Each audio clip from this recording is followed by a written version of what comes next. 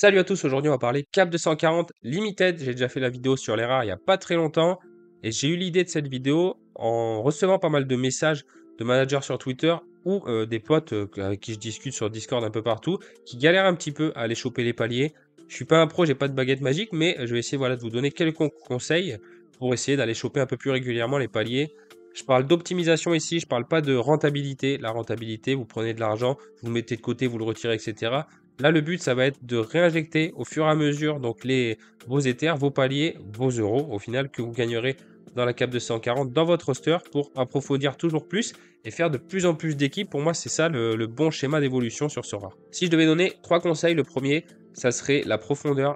Plus vous aurez de profondeur, plus vous pourrez choisir vos match-ups. Ça, c'est super important pour, voilà, pour votre réussite dans la cap 240. Le deuxième conseil qui est aussi super important, c'est de prioriser votre team. Si vous jouez plusieurs équipes, et bien, si vous jouez la cap 240 en priorité, vous prenez vos meilleurs joueurs qui ont les meilleurs match-ups, vous les mettez, vous augmentez donc votre pourcentage de réussite.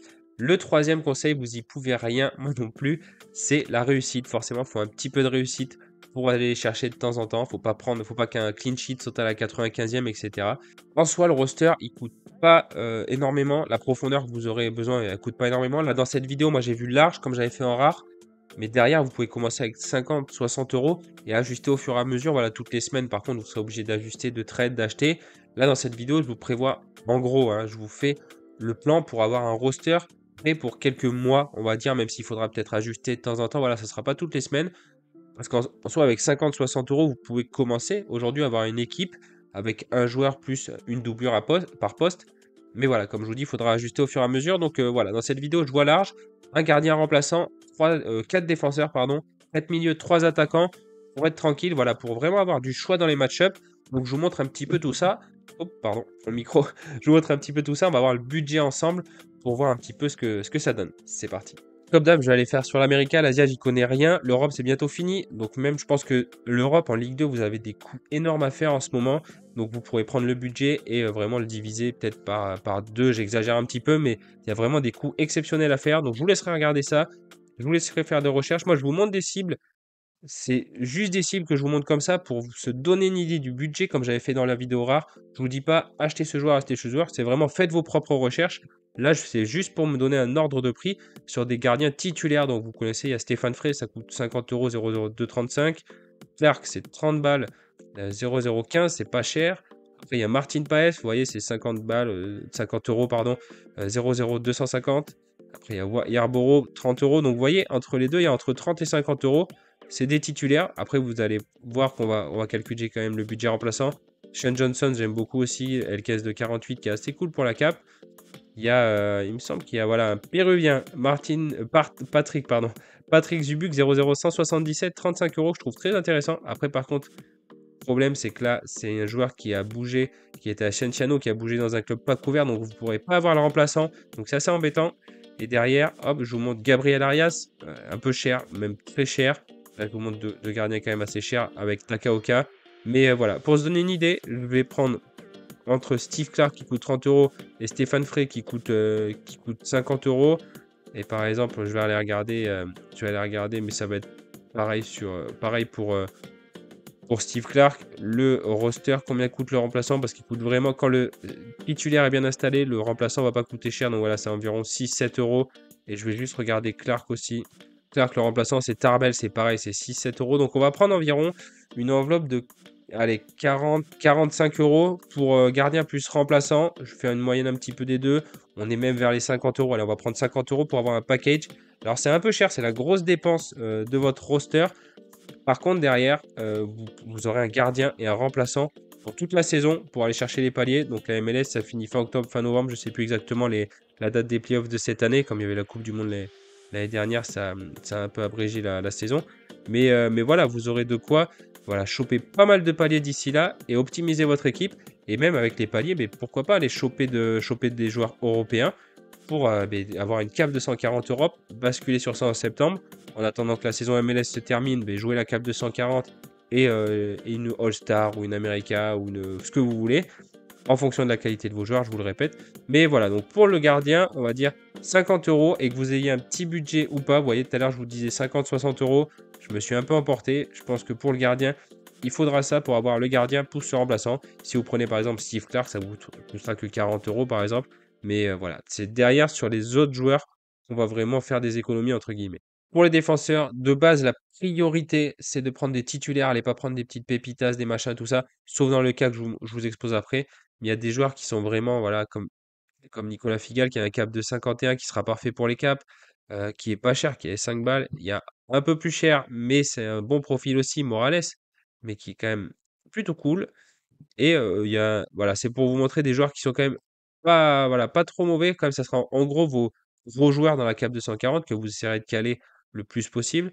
Un Zach McGraw qui coûte 2 € qui peut faire voilà, des très bons scores. Et derrière, il y a aussi des joueurs qui sont en train de d'éclore ou qui prennent des places. Je vous les j'ai déjà montré. Alors, ils coûtent en général que dalle quand vraiment vous arrivez à choper le bon timing. Là, Ceres, bah, il a fait 2 gros scores, donc forcément, il est arrivé et voilà, il a vachement explosé. Et il y a Facundo Mancia, c'est pareil, si vous arrivez à choper au début, quand vous avez l'info qui va prendre la place, regardez par exemple sur Mancia, moi je l'avais chopé vraiment au début quand il a commencé voilà, à être titulaire, et boum, il a explosé. Donc ça peut être vraiment très cool. Et derrière, voilà, c'est des joueurs qui vous régalent. Bon, je ne vais pas reparler de ça, mais pour que vous compreniez le principe, c'est des joueurs comme ça, parce que voilà, Mancia, j'en ai déjà pas mal parlé. Et derrière, vous pouvez prendre des joueurs comme Tim Parker qui vont coûter 2 €, qui sont titulaires à Saint-Louis par exemple. C'est pas, je vous dis pas d'acheter comme d'hab, c'est juste pour vous montrer que voilà, vous pourrez avoir des troisième, quatrième postes, voilà, en doublure, qui font le taf de temps en temps. Toujours faire gaffe au match-up. Bon là, ça prenait Seattle par exemple à l'extérieur. Donc voilà, après Saint-Louis, ça fait quand même un beau début de saison. Tim Parker, il pourra vous faire plaisir. Et comme moi j'ai, Jess, bon il est blessé en ce moment, mais c'est des joueurs qui coûtent voilà 2 € et qui pourront voilà, vous rapporter quand même pas mal de points. Donc pour le budget, j'ai vu à peu près pour 0,01214 entre les deux, je ne vais pas parler en euros, vous avez votre ligne défensive de 3-4 défenseurs titulaires, super important. Du coup, maintenant on passe à l'attaque, mais vous voyez que à part le gardien ça fait quand même mal.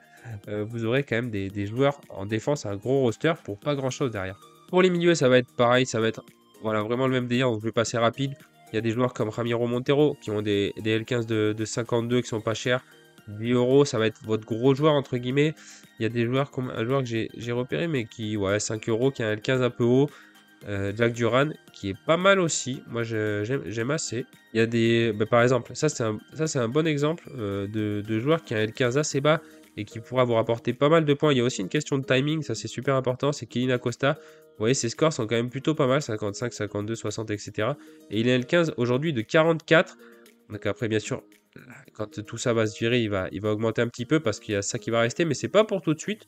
Donc c'est quand même assez cool. Il y a des joueurs comme, pareil, comme Michael Bradley à Toronto, même s'il vient de bench au dernier match, qui coûte 3 €. Ah, ça coûte vraiment que dalle. Bah, on va repartir à LAFC. Illy Sanchez, vous connaissez Illy Sanchez. Même si son L15, il est un peu haut, je trouve 52 pour les scores qu'il fait. Après, voilà, c'est bien d'avoir des petits écarts comme ça et choisir en fonction des match-ups. Je vous le répète ça souvent, je vais pas, voilà, non plus me répéter tout le temps. Et il y a des joueurs comme Will Trapp, L15 de 50, qui, pareil, toute la saison resteront plus ou moins sur ce cap-là. Voilà, qui sont capables de faire des perfs assez sympas. C'est pour ça que je vous le répète, la profondeur est super important voilà, pour avoir des résultats. Tout ce que je dis, ça reste toujours mon avis. Ne prenez pas au pied de la lettre. Voilà, j'ai pas forcément raison tout le temps. Mais moi, voilà, je joue comme ça. C'est vrai que j'ai eu la chance d'avoir une grosse profondeur en rare et de pouvoir aligner voilà, en priorité. C'est ce que je fais en priorité. C'est pour ça que j'ai un bon pourcentage de réussite. Je crois que je suis à 6 sur 8. Les deux derniers paliers, je les ai ratés. Comme je vous dis, il faut un peu de réussite aussi. Mais voilà, l'avantage, c'est que quand vous pourrez mettre un L15 de 46, et bien, derrière, vous pourrez mettre un autre L15 qui est à 49, 50. Voilà, donc si vous arrivez à mettre un petit L15, et bien derrière, ça sera cool pour aller mettre des L15 un peu plus haut. Et si j'allais oublier aussi, c'est vrai qu'on en a parlé avec la Team Bleue, dédicace à la Team Bleue, les gars. Pablo Ruiz, c'est un joueur qui a un 15 de 50 et qui, voyez, qui est en train de revenir et qui a fait deux scores énormes avec un petit all-around de 30. Bon, il a L15 de 50, mais il fera des scores, voilà, capable de faire des scores beaucoup plus hauts. J'en ai parlé, donc c'est pareil, je ne vais pas revenir. On va passer aux attaquants tout de suite. Et les attaquants, c'est pareil, je vais aller rapide, vous les connaissez aussi. C'est vraiment, je dégraisse pour donner une idée du budget. Je vous donnerai à la fin de la vidéo une petite liste. Justement, allez, je vous fais un petit cadeau, je ne l'ai pas encore fait, une petite liste de quelques joueurs qui ont des caps L15 plus faibles que ce que je vous montre pour pouvoir voilà, aligner justement des joueurs. Là, Ebobissé, L15 de 56, il est un peu haut. Mais par exemple, il y a Jordan Morris aussi, des joueurs voilà, de premier plan qui ont des L15 qui ne sont pas exceptionnels. Les attaquants, ça sera un peu plus cher que le reste du groupe. Vous voyez, là, c'est 50 euros. Alors, avec l'Ether en plus qui est haut, ça va taper un peu plus haut. Nahuel Barrios, dédicace à mon petit Coxy, qui coûte 10 euros, qui sera titulaire à San Lorenzo. C'est en Argentine, c'est un peu moins ouf, mais voilà, ça fait des scores sympas. C'est juste pour vous montrer que vous pouvez voilà, trouver des attaquants à des prix abordables quand même, qui sont pas, voilà, qui sont pas extrêmement chers et qui peuvent quand même faire le taf, qui sont titulaires. Bobby Wood à vérifier. Bon, à ce moment, il y a la blessure debout. Là, il s'est blessé aussi, mais ça fait le taf aussi pour le prix qui est 18 balles, 18 euros. Après, il n'y a pas beaucoup de supply. Il n'y a que 20 cartes limited, donc c'est pour ça. Donc voilà. Ah, ben si, regardez. C'est vrai qu'un que j'ai bien aimé, Swiderski qui est en train de regagner sa place apparemment qui reste sur 2 matchs, qui est revenu après la Pologne. Hop, c'est pas mal. L15 de 51, il coûte 20 euros. L'attaquant, ça sera un peu plus cher. J'ai compté 0,045 pour les attaquants. Pour 3 attaquants, comme je vous dis, j'ai vraiment vu large. Donc voilà, à ce prix-là, vous pourrez avoir un Swiderski, vous pourrez avoir un Jordan Morris par exemple. Ça fait 0,03, vous voyez. Et puis après, derrière, vous prenez même un Bobby Wood ou un Nahuel Barrios. Vous avez 3 attaquants titulaires qui font le taf, clairement. Et voilà, qui pourront vous rapporter des paliers quand même assez sympas. Donc voilà, je pense pour le budget, comme je vous ai dit, voie large, je le préfère. Mais vous avez ces 3 attaquants-là, vous êtes tranquille limite pour la saison, quoi. Donc voilà, comme je vous ai dit, j'ai vu large. Je crois que je vous l'ai répété 5 fois dans la vidéo. Mais je pense qu'on sous-estime, beaucoup de managers sous-estiment l'importance de la profondeur qu'il faut pour avoir des bons résultats. Là, par exemple, Nahuel Barrios, c'est un joueur, vous pouvez le gagner avec 2 paliers. Vous pouvez commencer avec beaucoup moins. Le budget total là, que j'ai mis, c'est 0,09, quelque chose comme ça. Donc, ça, c'est un petit billet. On est vers les 200 euros. Mais je pense qu'avec 0,04, 0,05, même pas 100 euros, vous pouvez commencer. Vous aurez un gardien, 2 défenseurs, 2 milieux, un attaquant, par exemple. Et au fur et à mesure, voilà, vous rajoutez un petit peu toutes les semaines avec les paliers aussi, etc. Donc, vous pouvez commencer avec beaucoup moins. Mais moi, je préfère voir large pour être tranquille. Et comme je vous dis, je pense qu'on sous-estime souvent la profondeur. Et derrière, ça c'est super important, suivant votre stratégie, vous pouvez partir un petit peu dans tous les sens, c'est-à-dire si vous avez le budget, acheter un autre gardien pour aller jouer la 270, la All-Star, etc. Ou derrière, aller essayer de choper un petit peu de temps en temps des pics avec la 220, parce que vous pouvez mettre un gardien gratuit. Et je remercie les copains sur Twitch d'ailleurs, vous allez dans SO5, Pick Score, Game Week Center et Pick Score, et vous pouvez voir les joueurs que vous n'avez pas même. Et par exemple, vous choisissez la division Cap 220, ça c'est très cool comme outil. Sur Hard Data, c'est vraiment le feu. Et vous pouvez voir que voilà, vous avez des joueurs avec des faibles coûts qui vont être vraisemblablement titulaires, alors qu'ils prennent une place de titu pour une raison ou pour une autre. Après, derrière, justement, c'est à vous de creuser. Voilà, s'il y a un joueur qui a une blessure de longue haleine, comme on dit, ben, peut-être que ben, vous pourrez trouver des joueurs qui sont super intéressants. Vous voyez, Pick Score, il est énorme.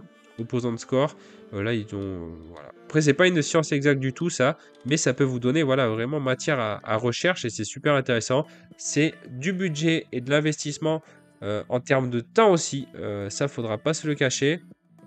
Qu'est-ce que je peux vous donner comme dernier conseil ici? C'est bien de se fixer sur un roster entièrement, par exemple, America ou entièrement Asia ou entièrement Europe pour voilà, que vous ayez un roulement vraiment que vous pouvez faire à chaque Game Week. Donc ça, c'est super important aussi. Donc voilà, je pense que bon, j'ai dû en oublier. Après, n'hésitez pas, si vous avez des questions, à venir en message privé, comme toujours. Je vais vous faire une petite liste. C'est vrai que là, les caps que je vous ai montrés dans mon roster étaient un poil haut. Il y avait aucun cap, par exemple, à part Acosta à 44, 45. Et c'est grâce à ces caps-là que vous pourrez à côté mettre des joueurs à 50, 51. Donc ça, c'est super important aussi. Donc je vous ferai une liste de quelques petits joueurs pour le week-end prochain. Je vous dis pas de les acheter, mais c'est pour vous montrer qu'il y a des exemples. Et là, même dans Game Week Center, vous prenez voilà, des joueurs pour la cap 240. Ça, c'est vraiment une mine d'or que j'ai découvert grâce aux copains sur Twitch, c'est vraiment cool. Donc vous pouvez voir que vous avez plein de cibles qui sont mais prévues à 100% pour jouer et qui coûtent vraiment pas cher du tout. Donc voilà. Donc après, c'est à vous de chercher, hein, les gens, on fera pas le boulot à votre place, vous le savez. Il n'y a pas de baguette magique, il faut du temps pour aller, voilà. Cap 240, c'est vrai que c'est grâce à ça, le gameplay est assez cool. C'est que ben, c'est ceux qui se cassent le plus la tête, pas forcément les plus riches, qui peuvent aller perf. Donc voilà, j'espère que la vidéo vous aura plu, vous aura aidé ou quoi que ce soit. Bon, merci de l'avoir regardé et je vous dis à très vite. Salut.